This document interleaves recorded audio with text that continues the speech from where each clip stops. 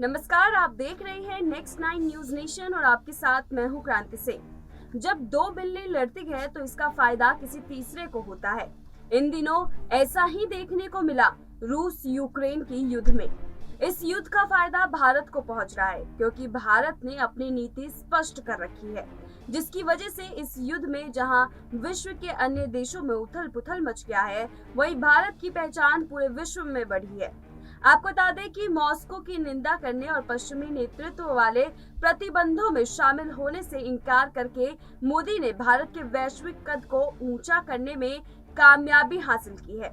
अन्य प्रमुख शक्तियों में से प्रत्येक संयुक्त राज्य अमेरिका, रूस और चीन अपने विरोधियों को रणनीतिक लाभ से वंचित करने के लिए भारत को तीव्रता से आकर्षित कर रहे हैं।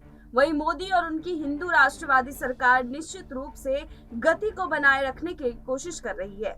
उनका संभावित लक्ष्य भारत के लिए एक स्वतंत्र महाशक्ति की भूमिका तैयार करना, एक बहुध्रुवीय अंतर्राष्ट्रीय प्रणाली में संक्रमण को तेज करना और अंततः भारत के लिए एक स्थायी संयुक्त राष्ट्र सुरक्षा परिषद की सीट के साथ अपनी नई स्थिति को मजबूत करना है। आपको बता दें कि इस युद्ध में अमेरिका, रूस, चीन, जापान और अन्य सभी देशों के सामने भारत की महत्वता बढ़ा दी है। भारत और अमेरिका में इसी दौरान कई महत्वपूर्ण सुरक्षा समझौतों पर हस्ताक्षर किए गए। दोनों देश ऑस्ट्रेलिया और जापान के साथ क्वाड का हिस्सा है। पिछले महीने टोक्यो में क्वाड शिखर सम्मेलन में मोदी ने दूसरी बार अमेरिकी राष्ट्रपति जो बाइडेन से व्यक्तिगत रूप से मुलाकात की। दोनों देशों की चल रही आभासी चर्चाओं को पूरक बनाया।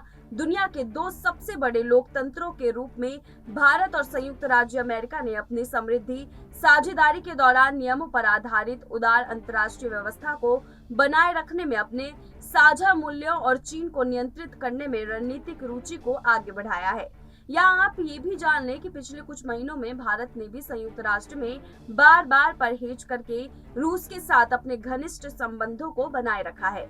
जब पश्चिमी देशों ने रूस के खिलाफ प्रस्ताव पेश किए थे, रूस और भारत के बीच एक लंबे समय से चली आ रही साझेदारी है जो शीत युद्ध से पहले की है, जब भारत का मानना था कि अमेरिका कट्टर पाकिस्तान का समर्थक रहा था।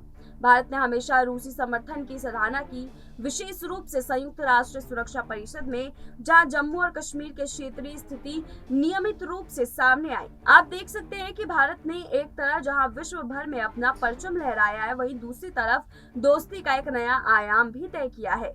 अपने दोस्तों के साथ भारत हर घड़ी खड़ा रहता है, वहीं दूसरी तरफ चीन हमेशा से ही अपने दोस्तों के चंगुल में फंसा कर बर्बाद करने की रणनीति को तैयार करता रहता है। यही वजह है कि अब चीन की प्रभुता विश्व में सिमटती जा रही है और चीन अब अपनी तरफ से पूरी कोशिश कर रहा है कि वो भारत को भी अपनी ओर रिझा सके। हालांकि चीन की रुझान में भारत नहीं आने वाला है।